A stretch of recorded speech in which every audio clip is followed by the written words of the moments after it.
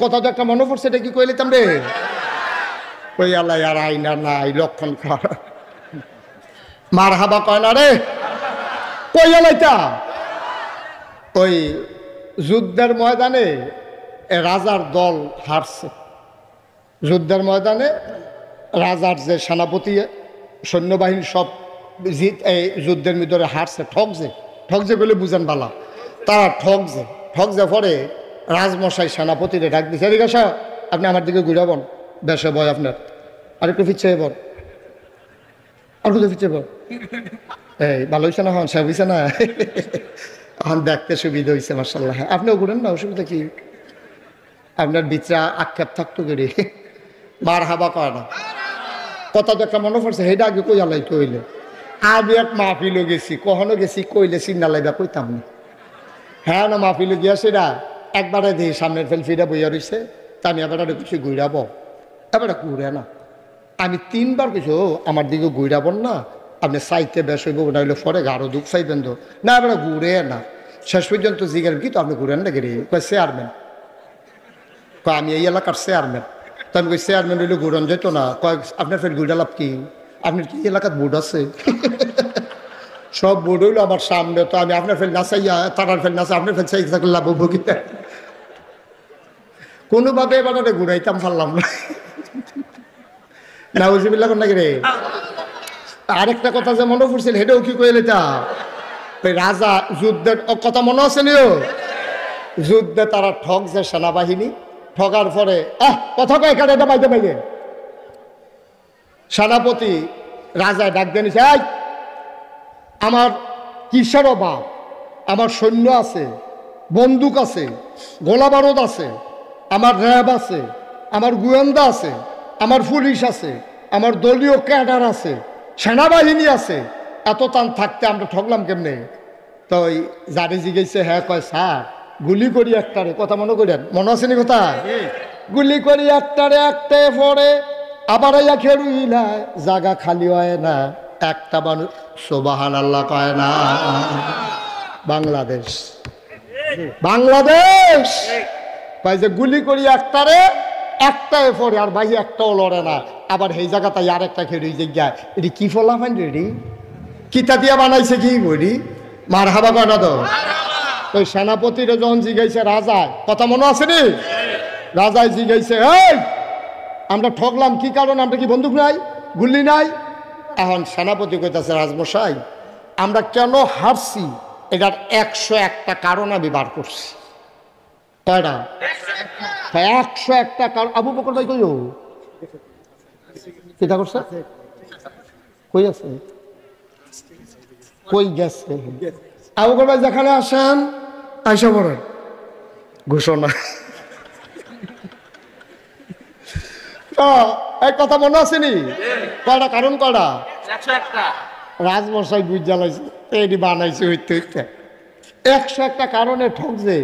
তো রাজমশাই কাছে তুমি প্রথম কারণ বলো, কেন তোমরা ঠকছো, প্রথম কারণ বলো। কয় রাজমশাই আমরা গেরাও দিয়ে আলাইছিলাম, এটা সিফাত ফুটে গেছি হয়তো, তারপরে যখন গুল্লি বার করছি সবজি দিহি ম্যাগি বিজ্ঞা রয়েছে, তো গুল্লি আর করতাম, আর কারণ লাগতো না, একটাই সারবো। আমি বলি এই বাংলাদেশে বিগত সরকার পতনের জন্য 101টা কারণ আছে, আমি মনে করি একটা কারণে যথেষ্ট, তারা আলেম উলামার উপরে জুলুম করেছে। তাইলে মুসলমান কিসে? মুসলমানের 1 নাম্বার প্রমাণ হইল সেই ঈমান আনার পরে তার ভিতরে যদি দেখো নামাজ আছে, তাইলে সেই ঈমানদার মুসলমান। আল্লাহর নবী কয়, মান তারাকা সালাতা মুতাআম্মিদান ফাকাদ কাফারা, যে ইচ্ছাকৃতভাবে 1টা রাকাত নামাজ ছেড়ে দেবে, মানুষটা সাথে সাথে কাফের হয়ে যাবে, ঠিক কিনা? সাথে সাথে কাফের, কিন্তু সে বুঝবেও না। বুঝবে কেমনে? আপনি এক জায়গায় ফেরি রয়েছে, আপনার লুঙ্গিটা ফেটে দেখিতেছে, আপনি নিজে ওটার ফাইতে আছেন, যারা সামনে খুলতেছে তারাও কইতেছে, ও তোমার লুঙ্গিটা খুলে দেখিতেছে, তো আপনি টান দিয়ে ধরতেন পারেন। কিন্তু ঈমান এমন একটা জিনিস, 1000 মানুষের সামনে, 1 কোটি মানুষের সামনে আপনার ঈমান যদি যায়, আপনি ওটার ফাইতেন না, যারা সামনে গেছে তারাও কইতে পারতো না, ঠিক কিনা? তো যেই কথাটা বলতেছিলাম, এখন আপনি কৃষক, কথা মনে আছে? কৃষক আপনার আম গাছের তলে দিয়া গরু নিয়ে যাইতেছে, কি নিয়া? কথা কইবেন সবাই, কি লইয়া? আপনি আমার দিকে ঘুরে বসেন, শুধু এদিকে তাকাই থাকবেন, অন্যদিকে আর চাওয়ার দরকার নাই। কি লইয়া যাইতে আছে? গরু লইয়া যাইতে আছে। যে গাছের নিচটা ছিল একটু নরম মাটি, তো গরু যখন ফাড়া দিছে মাটির একটু গাঁথা হইছে, তো গরু এখন দাঁড়াইয়া পেশাব করছে, সেনাইছে। তো এই পেশাব পইরা গর্তটা তো বেড়ে গেছে গরুর ফাওড়া, এখন গরু আটটা গেছে। একটা পিঁপড়া এই আম গাছের গোড়া দিয়া বাইতে বাইতে বাইতে বাইতে ওকে আঘাত গেছে। আঘাত গিয়ে সেটাকে ওলদা ফাতার উপরে পিঁপড়াটা গিয়ে বইছে। এমন সময় উত্তরের একটা মৃদুমন্দ হিমেল হাওয়া উত্তইরা বাতাস আইছে। বাতাস আইসে পরে ফাতাটা আস্তে করে পড়ে গেছে। ফরছে কখনো ওই ফেসাদ বাড়বে। কথা কি খেয়াল করছে? ওই যে গরু ফাড়া দিয়ে যে গাঁথা হয়েছে, গাঁথার ভিতরে যে সেনা পড়ছে, সেইটার উপরে ফাতাটা পড়ছে। ফাতার উপরে কি আছে? কথা কয় না, কি আছে? পিঁপড়া। এখন পিঁপড়াটা গার আলগি দিয়া যেদিকে চায় দেখে পানি আর পানি। আরে বাপুরে, অথই মহাসাগর। পিঁপড়াটা মনে মনে করে অবশ্যই এটা প্রশান্ত মহাসাগর হইতে পারে। আর আমি যে পাতায় আছি এটা নিশ্চয়ই টাইটানিক জাহাজ। এখন পিঁপড়ায় মনে করতেছে ফাতাটা হইল টাইটানিক জাহাজ আর সেনাটা হইল প্রশান্ত মহাসাগর। আচ্ছা, পিঁপড়ার মনের খবরটা যদি একটা মাইন্ডসে বুঝতো, এবারে গরুওলা এবারাই যদি বুঝতো মনে মনে পিঁপড়াটা কি চিন্তা করতে আছে, এবারে আইস দিয়া জায়গাত বেহুশ হইল না, এবারে মনে মনে কইল বেলে, আরে পিঁপড়া তুই গরুর সেনারে মনে করস প্রশান্ত মহাসাগর অথই জলরাশি, আর আম পাতারে মনে করস টাইটানিক জাহাজ, তো ওই বই দৈর হব, তুই পিঁপড়া যেটা হব, তোর আন্তাজ যদি হইল হব। তাইলে পিঁপড়া যেমন তার আন্তাজ তেমন আমি মনে করি সব আমি জানি, সব আমার দখলে, আমি মনে করি আমার কথাই সব চলে। এই বাংলাদেশে আমরা এমনও দেখলাম 17 বছর সব ক্ষমতা কুক্ষিগত করার পরে, টোটাল ক্ষমতা হাতের ভিতরে মুঠে আনার পরে, পালাই না বলার পরে 12টার পরে আর খুঁজে পাওয়া গেল না। ঠিক কিনা? কতবার বলল পালাই না, 12টার পরে আর খুঁজে পাওয়া। কতবার বলল খেলা হবে, কিন্তু মাঠের ভিতরে খেলোয়াড় আর খুঁজেই পাওয়া গেল না। ঠিক কিনা? বারবার খেলা হবে বলল, খেলা শুরুর আগে লোকটা পালাই গেল। কারণ কি? কারণ হচ্ছে সে মনে করেছে অনেক জানে, আসলে সে কিছুই। আল্লাহ তো জানেন ফায়সালা। খেয়াল করেন, কোনো ফাট্টাফাট্টি না, কোনো পক্ষপাতিত্ব না, খুব বুঝ করে খেয়াল করতে হবে। একটা মানুষ 5ই আগস্টের আগে আমি একটা মানুষ খুঁজা পাই নাই, আপনাদের ভিতরে থাকলে দাঁড়ায় বলবেন যে হুজুর আমি আছি। একটা মানুষও পাই নাই। একটা মসজিদের ইমাম, খতিব, বক্তা, রাজনৈতিক নেতা, কোনো দল, কোনো গোষ্ঠী, কোনো জনপদ, ছাত্র বৈষম্য বিরোধী ছাত্র জনতা একজনও বলে নাই যে দফা 1 দাবি 1। সবাই বলছে পদত্যাগ। ঠিক কিনা কর? সবাই কি বলছে? কেউ কি বলছিল যে দেশ ত্যাগ? আপনাদের জানা থাকলে বলেন যে হুজুর আমি একদিন শুনছি কংসনগর বাজারও চাষতলে একবারে বইয়া কইতাছে দেশ ত্যাগ। এরকম কই নাকি একজনও শুনছেন? আমি শুনি নাই। আমি তো সারা বাংলাদেশে, দেশের বাইরেও কত জায়গায় গেছি, কিন্তু কোথাও এই 17 বছরে দেশ ত্যাগের কথা কেউ বলে নাই। সবাই বলল দফা 1 দাবি 1 পদত্যাগ। আল্লাহ কয় না, তোমাদের চিন্তা একরকম, আমার ফায়সালা আরেক রকম। এতই গুনাহ জমা হয়ে গেছে, দফা 1 দাবি 1 দেশ ত্যাগ। ঠিক কিনা? এই খেলা কার? কেউ যেটা চাইলো না এটা হয়ে গেল, সবাই যেটা চাইলো এটা তো ভাঙাইতে নাই। ঠিক কিনা কম? কি আল্লাহ এটা কি আল্লাহ এটা? এই রে আল্লাহ, আপনার যে আল্লাহ বিচারতেছেন এই রে। কেউ যা চায় নাই, কেউ যা কল্পনা করে নাই, কেউ যা চিন্তা করে নাই, ওইটাই ঘটে গেল ঘটনা। এইটাই হলো আল্লাহর ফায়সালা। কোনো মতে মিলজিল কইরা জোড়াতালি দিয়া কোনো মতে আমরা দিনটা কাটাই লইতে আসি। আব্বা মুসলমানের জিন্দেগি কোনো মতে হয় না। এ পথ কণ্টকাকীর্ণ, এ পথ কাটা বিছানো, এ পথে চলতে গেলে হামলা হবে, জেল জুলুম নির্যাতন হবে। এই পথে চলতে গেলে প্রয়োজনে জীবন দেওয়া লাগবে, ঈমান দেওয়া যাবে না। রাজি আছো কিনা হাত তুলে দেখা। আপনি এই পথে চলবেন কিনা এটা সিদ্ধান্তের ব্যাপারে, ওন ডিসিশন, এটা আপনার সিদ্ধান্ত। আপনি কি পথে চলতে চান? যদি এই পথে চলতে চান তাইলে এই পথে চলতে গেলে বাধা আসবে, লড়াই হবে।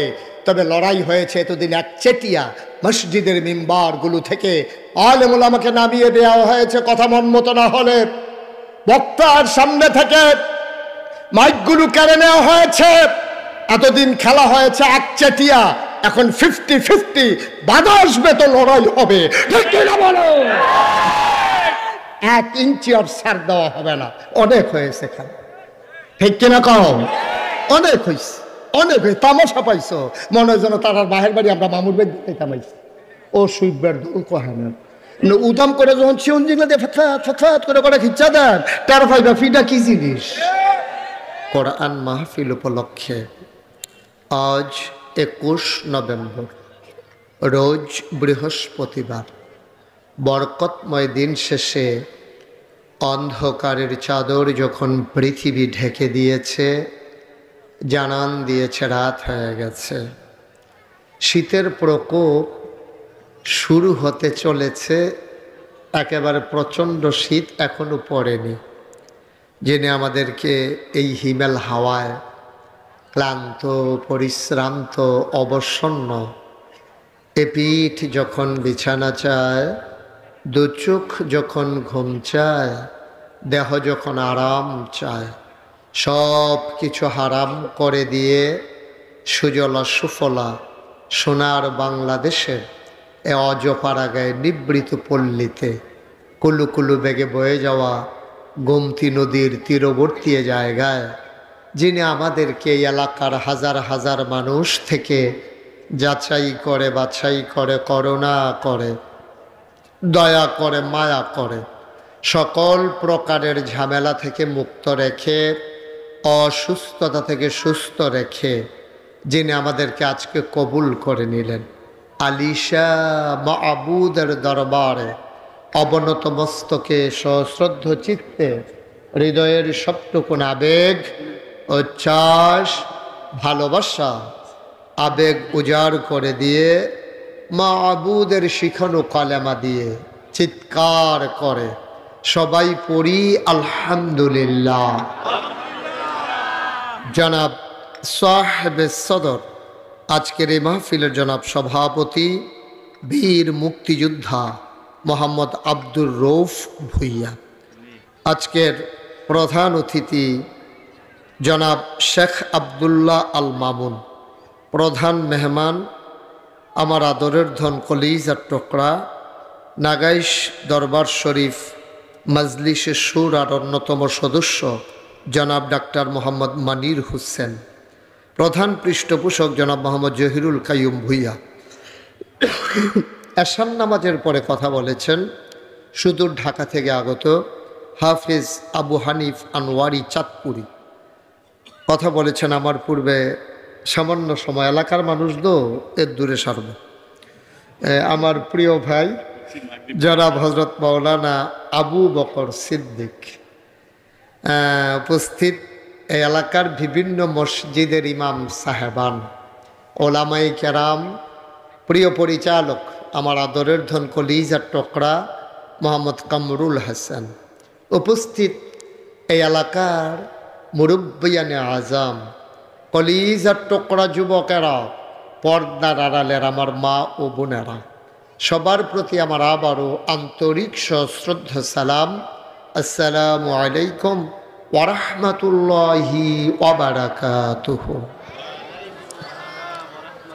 এই মাটি ও মানুষের সাথে আমার অনেক স্মৃতি জড়িত। এই এলাকায় আমি অসংখ্য মাহফিল করেছি, অলুয়া, তারপরে এই মনোরপুর, উত্তরপাড়া, দক্ষিণপাড়া, তারপরে জিরুন, রামনগর, এই এলাকায় মোটামুটি কংসনগর, ফারুয়ারা, তারপরে গিয়া পশ্চিম সিং, হৃদয় কইয়া লাভে নাই। মোটামুটি এমন কোনো গ্রাম নাই যেই গ্রামে আমি মাহফিল করি নাই।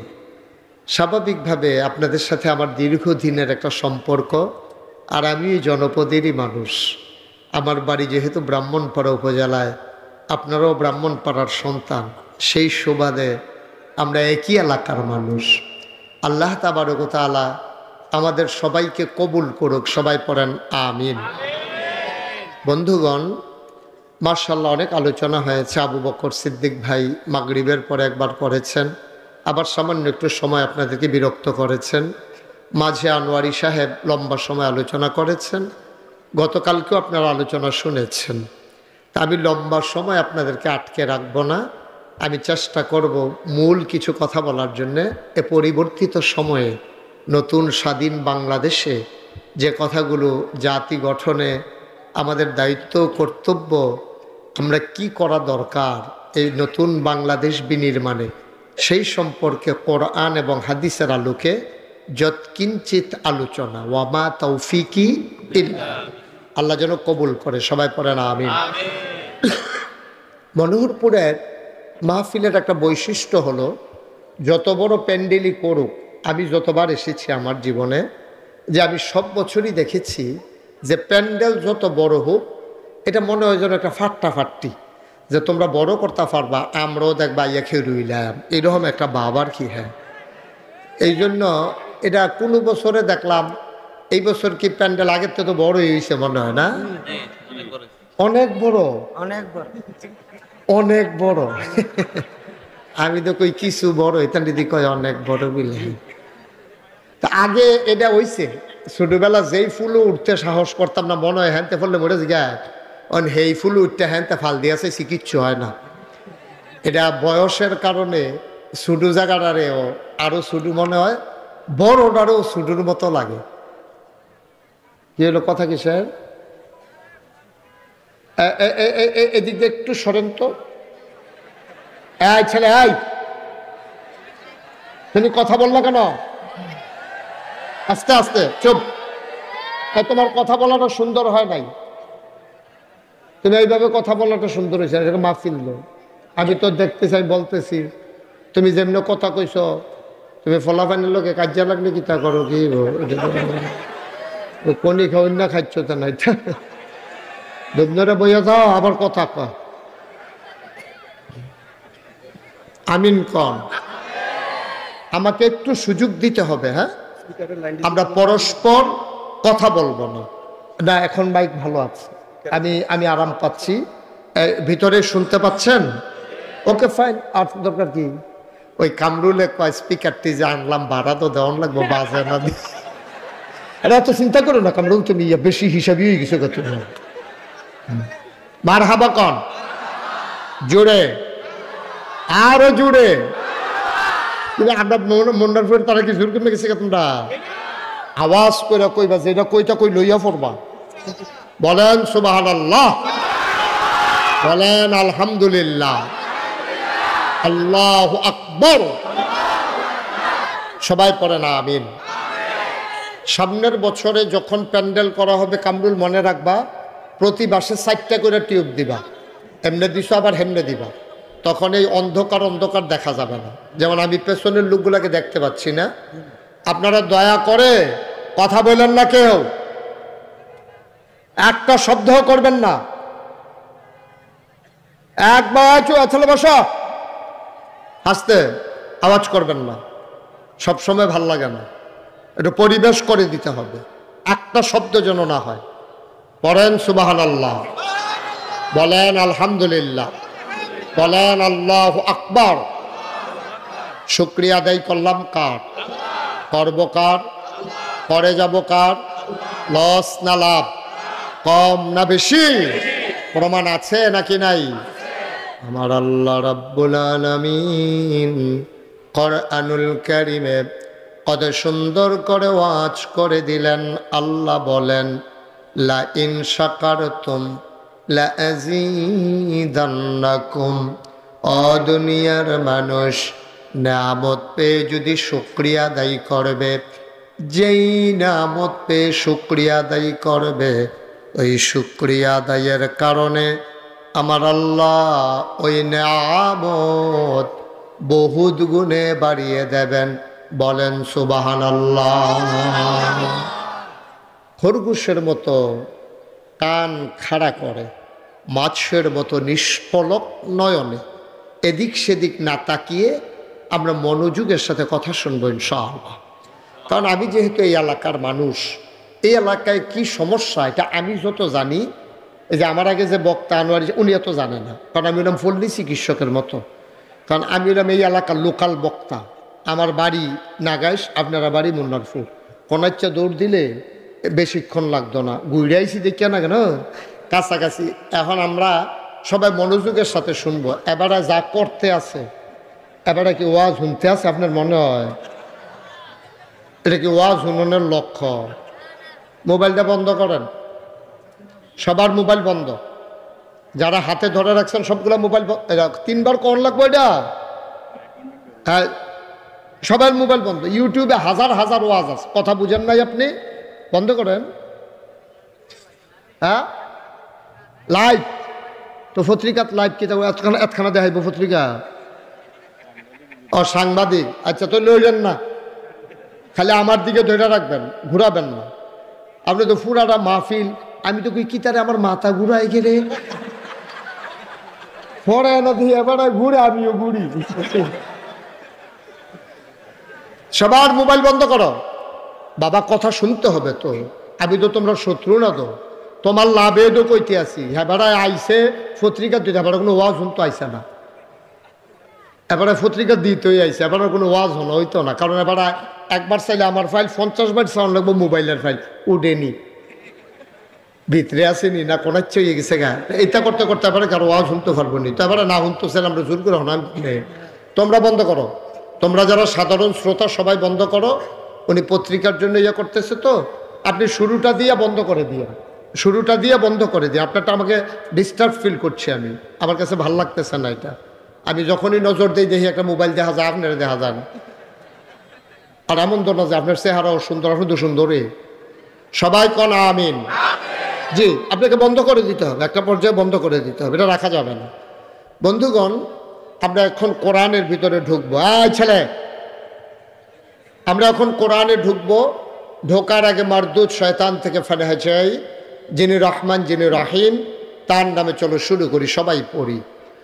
আউযু বিল্লাহি মিনাশ শাইতানির রাজিম। বিসমিল্লাহির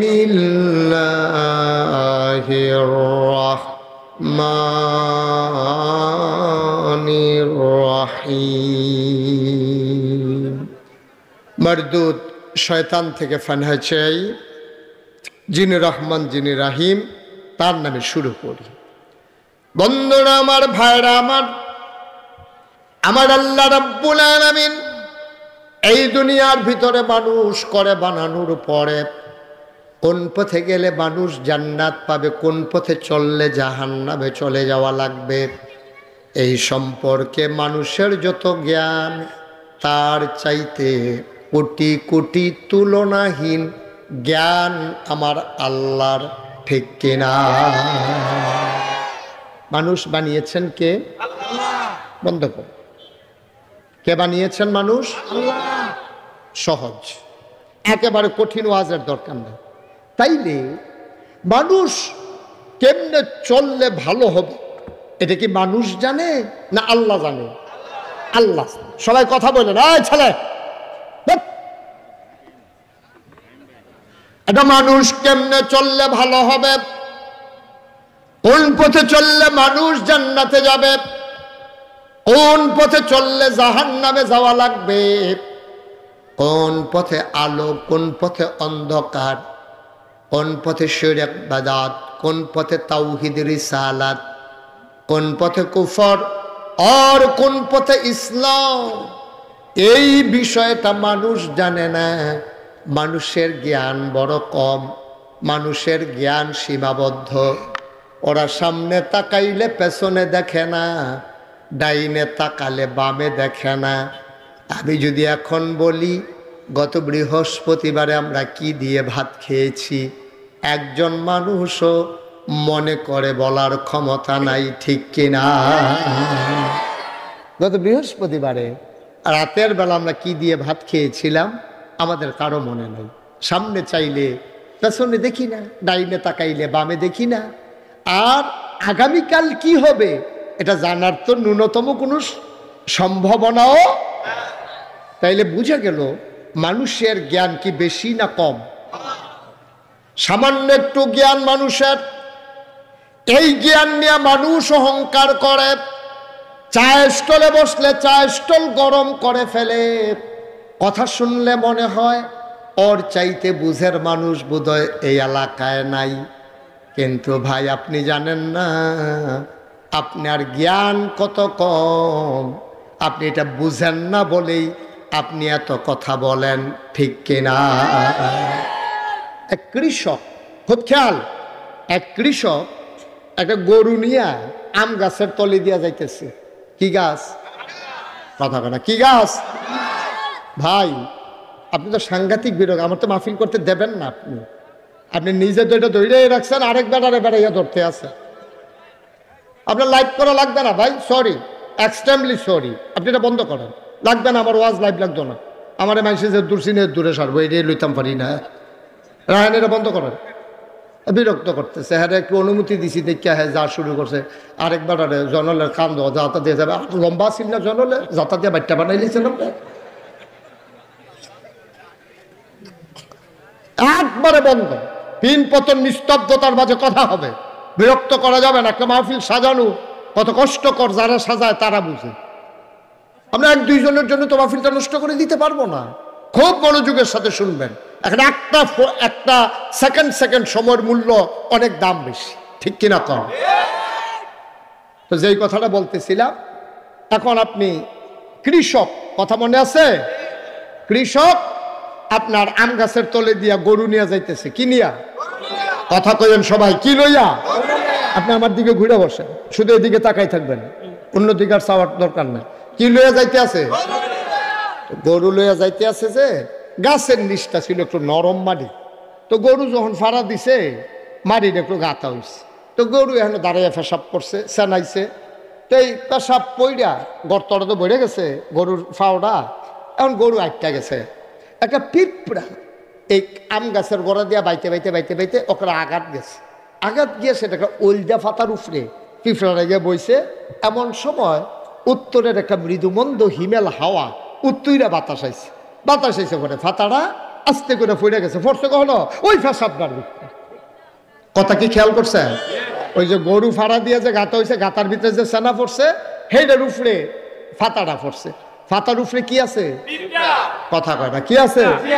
পিঁপড়া। এখন পিঁপড়াটা গার আলগি দিয়া যেদিকে চায় দেখে পানি আর পানি। আরে বাপুরে, অথই মহাসাগর। পিঁপড়াটায় মনে মনে করে অবশ্যই এটা প্রশান্ত মহাসাগর হইতে পারে। আর আমি যে পাতায় আছি এটা নিশ্চয়ই টাইটানিক জাহাজ।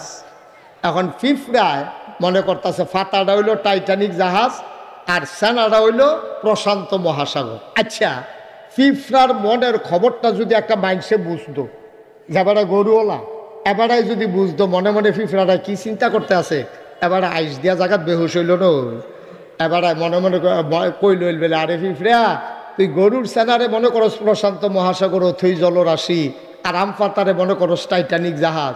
তো ওই বই দৈর হব, তুই পিঁপড়া যেটা হব, তোর আন্তাজ যদি হইর হব।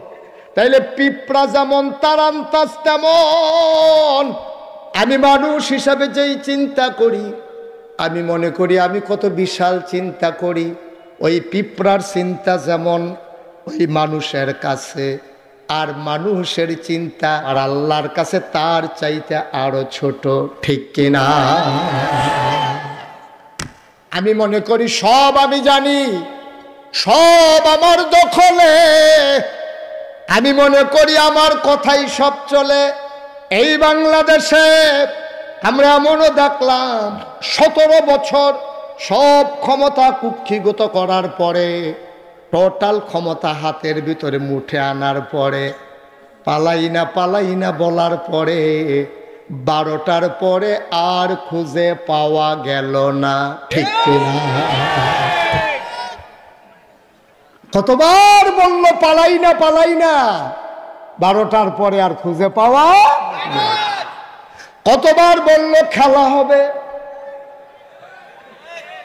কিন্তু মাঠের ভিতরে খেলোয়াড় আর খুঁজেই পাওয়া গেল না, ঠিক কিনা?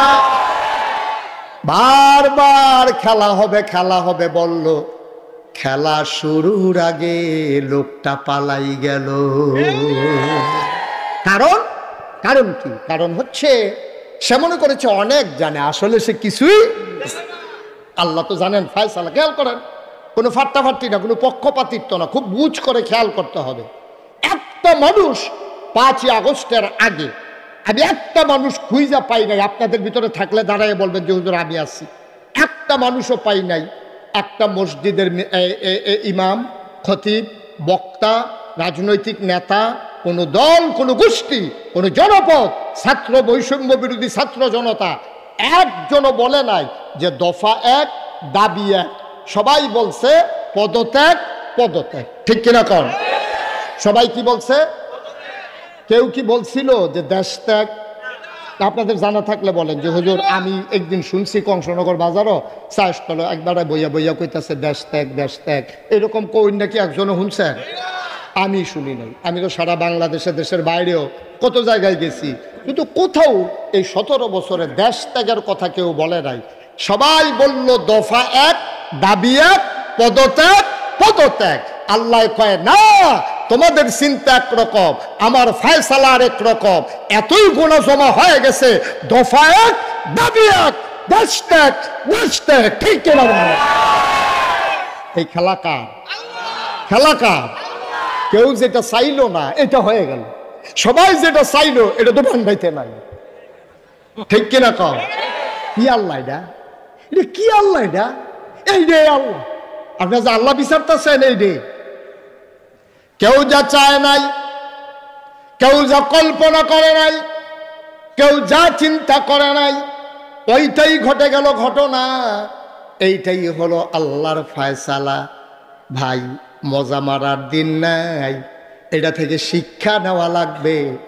এতদিন এত খেদমত করার পরে, তো মেঘা প্রজেক্ট করার পরে কেন দেশ ত্যাগ করা লাগলো? এটা থেকে এইটাই শিক্ষা, তোমার আমার জীবনেও যেন এমন হয়ে না যায়। আমি তো মাঝে মাঝে ভাবি, চোখের পানি চলে আসে। দেশের ভিতরে তো করুণ অবস্থা, কিয়ামতের ময়দানে না জানি এত করুণ অবস্থা, ঠিক কিনা? দেশের ভিতরে যদি এমন হয়, কিয়ামতের ময়দানে যখন হিসাব নিকাশ শুরু হবে, হবেটা কি? আমার চিন্তায় আবার মাঝে মাঝে ঘুম থেকে আমি লাফ দিয়ে উঠি, আসলে তো দুনিয়া এইরকমই তো। আমি তো হিসাব তো দেওয়া লাগবে একদিন আল্লাহর কাছে। দুনিয়ার মানুষের কাছে হিসাব দিতে পারলাম না, আমি চলে যাওয়া লাগলো দেশ ছেড়ে। তাইলে আল্লাহর কাছে আমার ফায়সালাটা কি হবে? কি হবে আমার বিচার? কি হবে আমার ফায়সালা? আমি যাব কই? আমি যাব কার কাছে? এমন একটা জিন্দেগি, মনোহরপুর মাঠে যারা আসছো, অলুয়া থেকে এসেছো, রামনগর থেকে এসেছো, জিরুইন থেকে এসেছো, পার্শ্ববর্তী কংসনগর, পার্শ্ববর্তী রামচন্দ্রপুর, পার্শ্ববর্তী হাসনাবাদ, কত জায়গা থেকে তোমরা এসেছো, গভীর মনোযোগের সাথে শোনো। আমি ঢাকার হুজুর না, সিলেটের হুজুর না, চিটাগাঙ্গের হুজুর না। তোমার বাড়িও ব্রাহ্মণ পাড়ায়, আমার বাড়িও ব্রাহ্মণ পাড়ায়। এমন একটা জিন্দেগি কইরো রে আব্বা, যেই দিন তুমি মরে যাবা, মসজিদের মাইকে ঘোষণা আসবে, মানুষটা নাই, দৌড়ে দৌড়ে তোমার দেখার জন্য আসবে, কাফন পরাইয়া দাফন করে দেবে মাটির কবরে। এমন একটা জিন্দেগি কইরো, যেই দিন তোমারে সবাই মিলে মাটির কবরে শোয়াবে।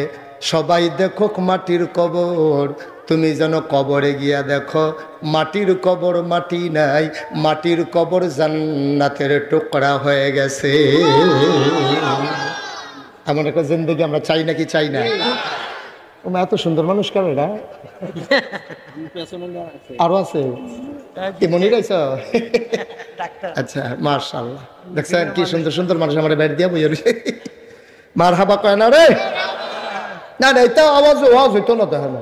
মারহাবা বলো সবাই, কোন আমিন জুড়ে, আরো জুড়ে।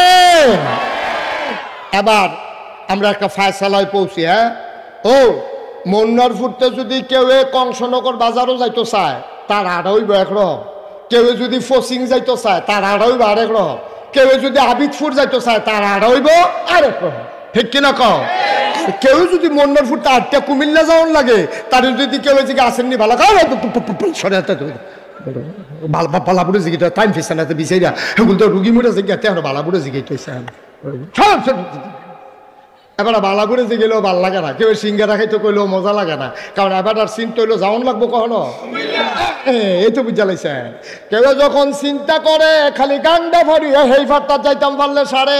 এবার দেখবেন ইচ্ছা করে কথা কয়, আরেকবারে কি হচ্ছে এবার আছে বলে তোমরা কিরকম আধা ঘন্টা, এবার আলাপে শেষ হয় না, কারণ এবারায় জানে গন্তব্য মাত্র গাঙ্গের হেইফার, কিন্তু এবারায় যখন চিন্তা করে গন্তব্য আমার ইল্লা, তখন এবারায় শ্বাসালানের সময় নাই, ফাতলা ফাতলা কাইট দেয়, বেসে বয় দেখিয়া লুঙ্গি ডাউটটা করে ফিন্দা লইছে, পাঞ্জাবি রাত্রি বড়া দিয়া ঠিক নি রে ভাই। কংসনগর যাউন না বেড়ায় আর কুমিল্লা যাউন না বেড়ায়, হাতে হাঁটার ভিতরে যদি এত পার্থক্য হয়, এই দুনিয়ার সফর পাড়ি দিয়া যারা জান্নাতে যাইতে চাও তারা ঘুমানোর সময় পাওয়ার কথা না, ঠিক কিনা? বিশাল দুনিয়ার সফর শেষ করে যারা জান্নাতে যেতে চাও তাদের সফর বড় লম্বা সফর, তাদের সফর বড় কণ্টকাকীর্ণ, এই পথ বড় কাটা বেছানো, এই পথে চলতে গেলে পা বারবার রক্তাক্ত হয়, পথ রক্তে পিচ্ছিল হয়, আগেও হয়েছে এখনো হয়। ১৫০০ বছর আগে নবী যখন এসেছেন, তিনি যখন দ্বীনের দাওয়াত দিয়েছেন, যেই মানুষটার মতো মানুষ হয় না, যেই মানুষটার কোনো তুলনা চলে না, এই মানুষটারে তারা কাফের বলে, তারা বলেছে ওই কাফেরেরা ওই মানুষটারে বলেছে পাগল, বলেছে জিনে ধরেছে, বলেছে জাদুঘর, বলেছে কবি। আমার নবী থেমে থাকার মানুষ না।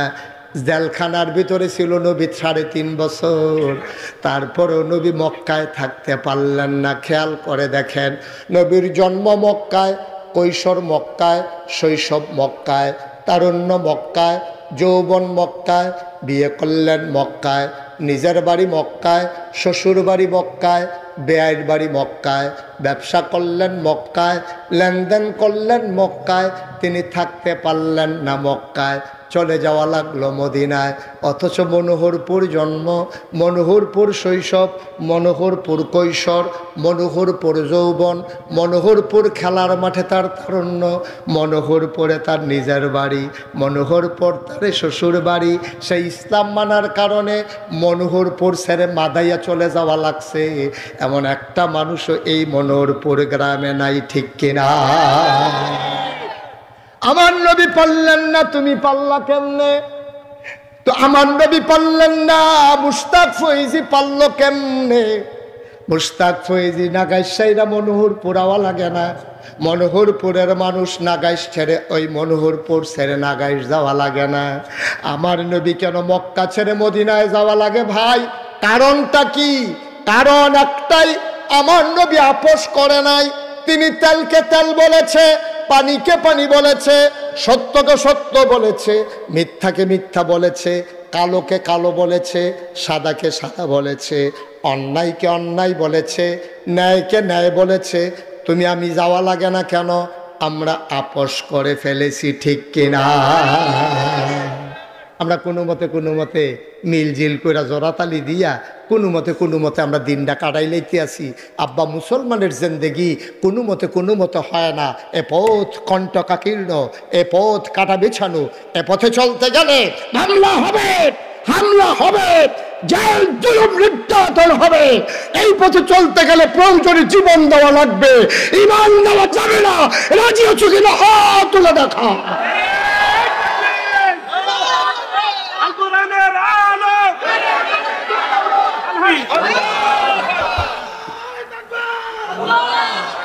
সবাই পড়ে না আমিন।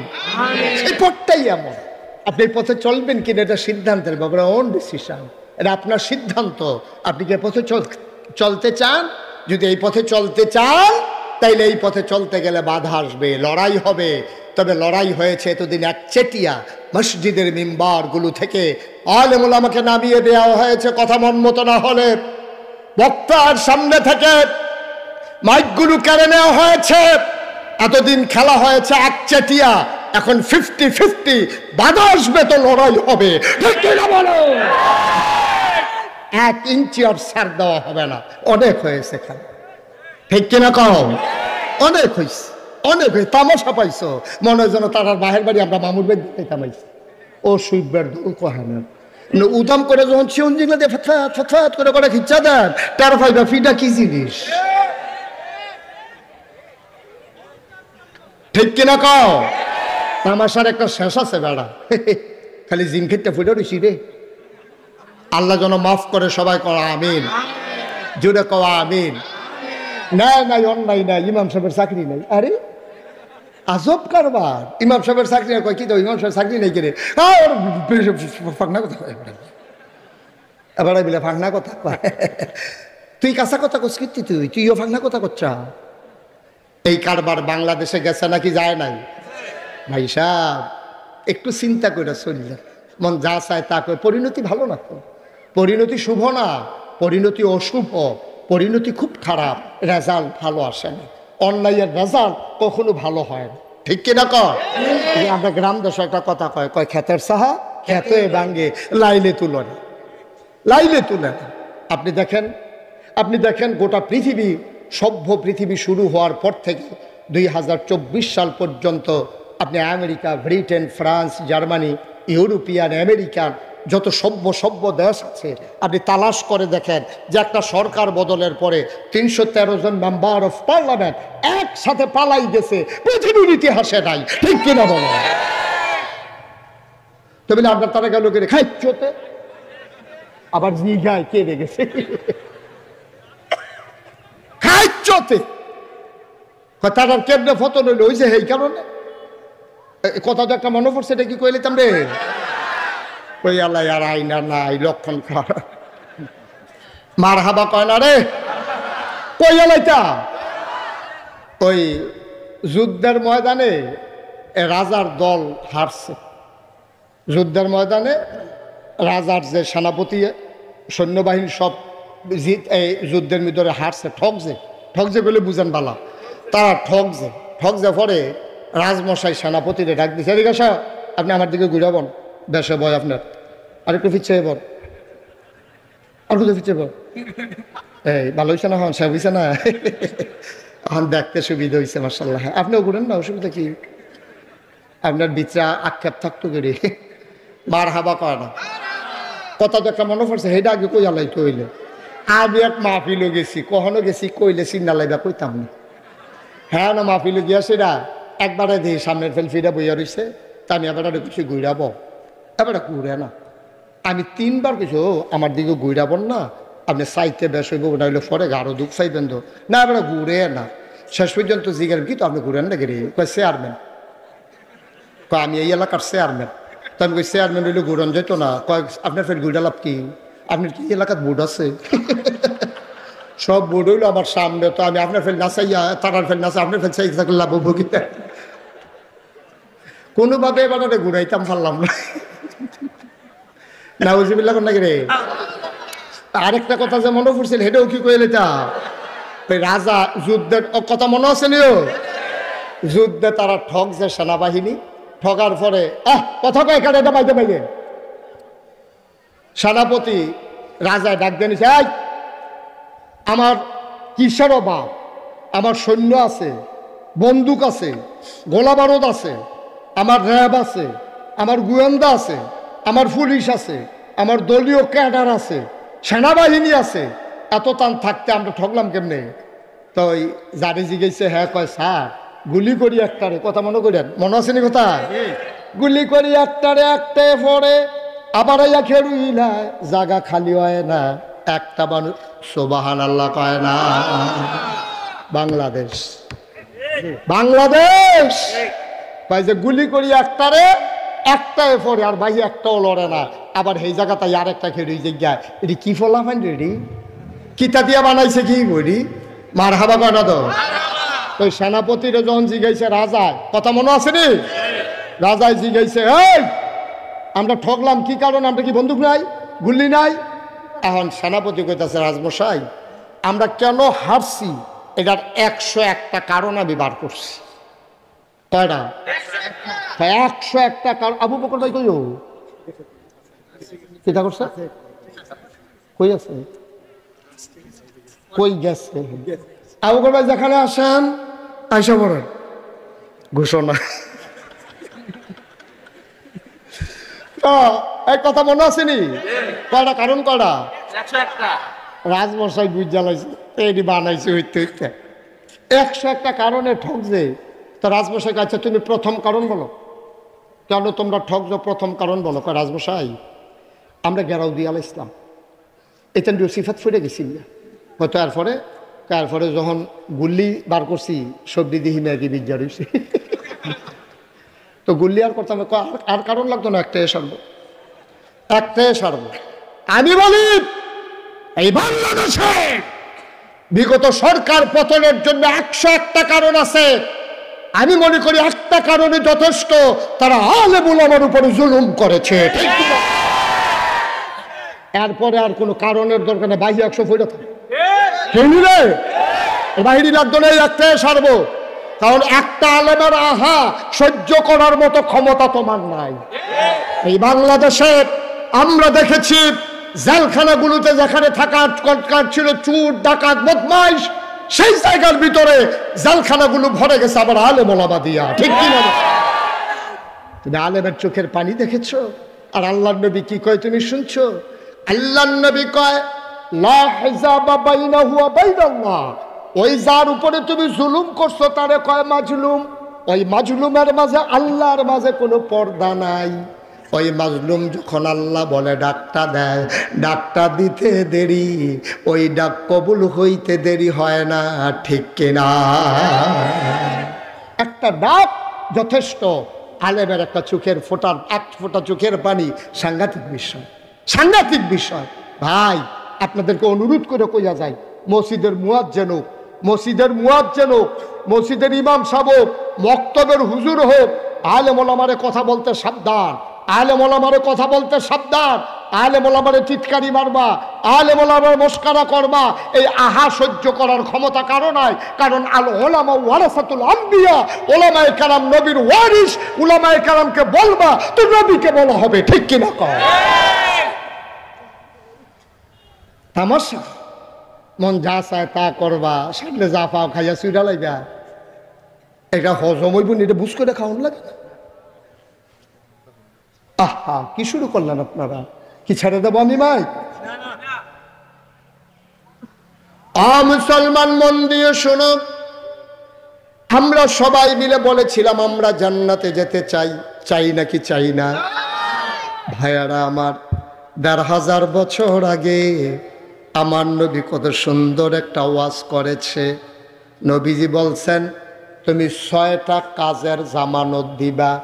তুমি 6টা কাজ তুমি যদি জামানত হিসাবে জমা দাও, আমি নবীজি আমার জিম্মায়, আমার আমানতে তোমার জান্নাত নিয়ে যাব। তুমি 6টা কাজ আমার কাছে জামানত হিসাবে জমা দিবা। কয়টা? কথা বলা কয়টা? জামানত। এই যে ব্যাংকের তে ঋণ তুলতো যা, তা ব্যাংকের অফিসারে জিগায় কিতা জমা দিবেন, কিতা বাড়ির দলিল আছে কয় দেন। তো বাড়ির দলিল দিলে তাইলে ব্যাংকের তারা তোমার লোন দেয়। ঠিক নিও? এই এই কই যা? হ্যাঁ কি যা? হ্যাঁ 1 নম্বর। এটা ধরলেও তো 2.5 ঘন্টা রাখুন যা। তাড়াতাড়ি আসেন। এই কয়টা জিনিস জামানত রাখবো? তাইলে 6টা জিনিস যদি তুমি জামানত রাখো নবীর কাছে, আর নবীজি তোমার জামানত নিব কিসের? জান্নাতের। কিসের জামানত? নবীজি কয় 6টা জিনিস তুমি জামানত দিবা আমার কাছে, আর তোমার জান্নাতের আমানত আমার কাছে। সুবহানাল্লাহ কয়। আর কোনো চিন্তা আছে? নবী যদি কয় যে আমি তোমার জান্নাতের আমানত নিলাম, আমার কাছে আমানত তোমার জান্নাতরা, নবীজিকে আমানতের খেয়ানত করে? কথা আমানতের খেয়ানত করে? নবীজিকে আমানতের খেয়ানত করুন না মানুষ? নবীজিকে তোমরা খালি 6টা জিনিস আমার কাছে জমা রাখো, আমার থেকে কেয়ামতের ময়দানে জান্নাত বুঝা নিও, আমি তোমরা বুঝ দিয়া জান্নাত দিয়ে হতাই দিয়া এরপরে ঘুম ফাতাই দিয়ে আমি বাইরে আয়াম। এর আগে আয় সুবহানাল্লাহ কয় না রে? কয়টা না? জোরে কয় না? নবীজি কয় 1 নম্বরে তোমরা আমার কাছে জামানত রাখবা তোমরা নামাজ দি। সুবহানাল্লাহ কয় না? আমরা 1 নম্বরে তো ধরা খাইয়ালাম। আমি যদি অনেক হাজার হাজার জনতার সামনে আমি যদি ডাক দিয়া বলি একটা লোক দাঁড়াও, এমন একটা লোকও নাই যে আমরা এশার নামাজ পড়ি নাই, একটা লোক হুজুর আমাদের মাঝে পাবেন না, একটা লোকও নাই যে আমরা নামাজ পড়ি নাই।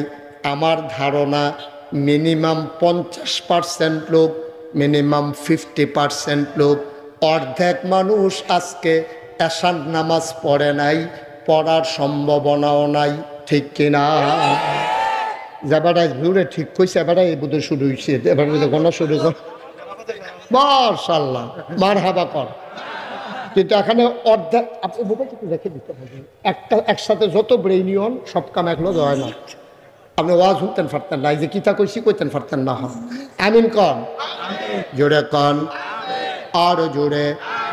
মুসলমান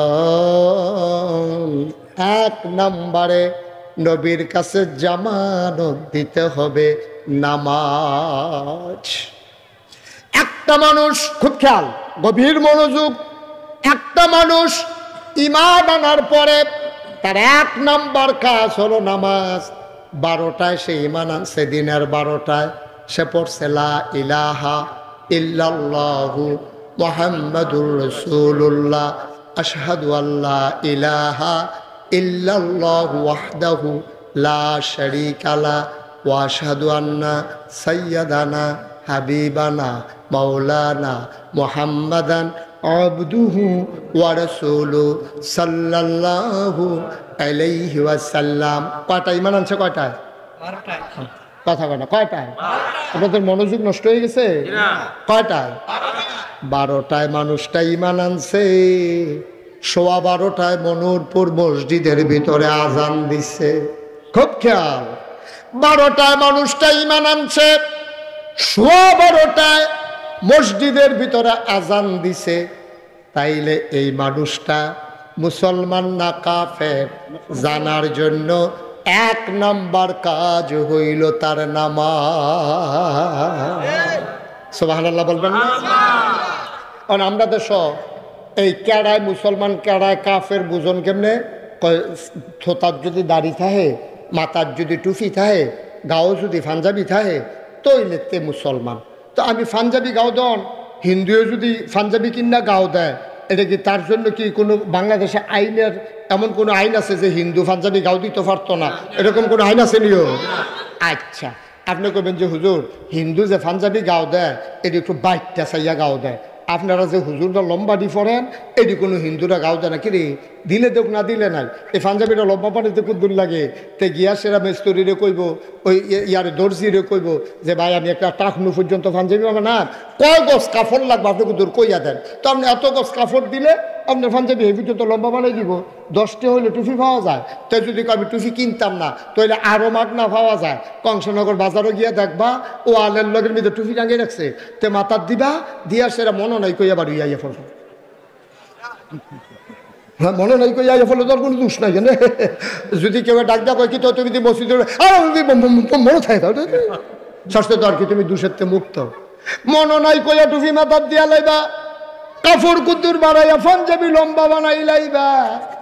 রবীন্দ্রনাথ ঠাকুরে যেই দাড়ি রাখছে, এবারে যদি হাওলাত দেয়, আমি মুশতাক ফৈজির দাড়ির মতো 3-4 জনের দাড়ি হাওলাত দিতে পারবো। ঠিক নি রে?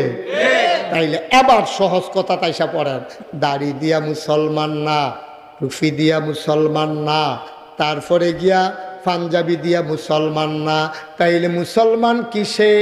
মুসলমানের 1 নাম্বার প্রমাণ হইল সেই ঈমান আনার পরে তার ভিতরে যদি দেখো নামাজ আছে, তাইলে সেই ঈমানদার মুসলমান। আল্লাহর নবী কয়, মান তারাকা সালাতা মুতাআম্মিদান ফাকাদ কাফারা, যে ইচ্ছাকৃতভাবে 1টা রাকাত নামাজ ছেড়ে দেবে, মানুষটা সাথে সাথে কাফের হয়ে যাবে, ঠিক কিনা? সাথে সাথে কাফের, কিন্তু সে বুঝবেও না। বুঝবে কেমনে? আপনি এক জায়গায় ফেরি রয়েছে, আপনার লুঙ্গিটা ফেটে দেখিতেছে, আপনি নিজে ওটার ফাইতে আছেন, যারা সামনে খুলতেছে তারাও কইতেছে ও তোমার লুঙ্গিটা খুলে দেখিতেছে, আপনি টান দিয়া ধরতেন পারেন। কিন্তু ঈমান এমন একটা জিনিস, 1000 মানুষের সামনে, 1 কোটি মানুষের সামনে আপনার ঈমান যদি যায়, আপনি ওটার ফাইতেন না, যারা সামনে গেছে তারাও কইতে পারতো না, ঠিক কিনা? ঈমান এমন সাংঘাতিক একটা জিনিস। তাইলে 1 নম্বরে আপনার উপরে নামাজ আল্লাহ ফরজ করে দিছে, আর নবীজি কয় এই নামাজটা যদি আমার কাছে আমার জামানত হিসাবে জমা দিতে পারো, আমি তোমার জান্নাত আমানত হিসাবে রাখা দেব। সুবহানাল্লাহ। কি আল্লাহ এটা, কি নবী এটা? নবীজি কি সুন্দর সুন্দর কথা কইয়া রাখছে। আরো রয়েছে 5টা, আর জানি শেষ করে যাওন যায় নাকি? তারে বয়াইলান বয়ালা বুঝছে না হ্যাঁ মতো, ওই জেবারাই উঠতে গেছে হ্যাঁ মতো। এটা আবু বকর সিদ্দিক ভাই আমারে কইতাছে, হুজুর সামনে জায়গা হয় না, একটাই লাইন আছে, আমি উঠতে গেলে দেখলেন জায়গা, হ্যাঁ জায়গা ওয় না, পুরা জায়গা দেখবেন খালি বালিশ লইয়ে উঠতে থাকতেন পারবেন না। সেটা ওই গুতাগুতিটা সমান করে বইয়ালাম। কয়টা না আর্জেন্টিনা বসো, এটাকে ইন্টারন্যাশনাল মাহফিল বানাই নিছে, আর্জেন্টিনার তো ওয়াজ শুনতে আইয়া পড়ছে। আর আমি যে দূরা বেরিয়েছি কইতাম পারতাম না। 2 নাম্বার কয়টা না? 1 নম্বরে গেল নামাজ। এই ব্যাপারে আরো অনেক কথা আছে, আবু বকর সিদ্দিক ভাই কালকে সহালে করব। নামাজের ব্যাপারে আরো কথা আছে, সবটি শেষ করতাম গেলে বাহি 5টা কম যাইত না। 2 নম্বরে হইল জাকাত দেওয়া, এইটাও বিস্তারিত কইতাম না। জাকাত কারে কয় আপনারা বুঝেন, যারা ধনী মানুষ তারা রমজান মাসে জাকাত দেবেন, এটা সওয়াব বেশি। রমজানের আগে আমরা হুজুরার লগে আলাপ করবেন, হুজুর আমার জাকাত কত আইছে। আমরা যদি জিগাই কিও জাকাত দিছেন নি, কয় যে নতুন নি। আচ্ছা নতুন নি জাকাত দে, 12.5 বছরে তো দিতে আসি, সেই দিনও তো ভিক্ষা দিছি। আমরা তারা জাকাত বুঝছে না, তে মনে করছে ওই যে ভিক্ষা দিতে আছে, ওই হেতারে লুঙ্গি কিনা দিছে, ওই হেতারে ছাগল কিনা দিছে, হেতার মাইয়ার বিয়ার সময় 500 টাকা দিছে, তে মনে করছে জাকাত আদায় হয়ে গেছে।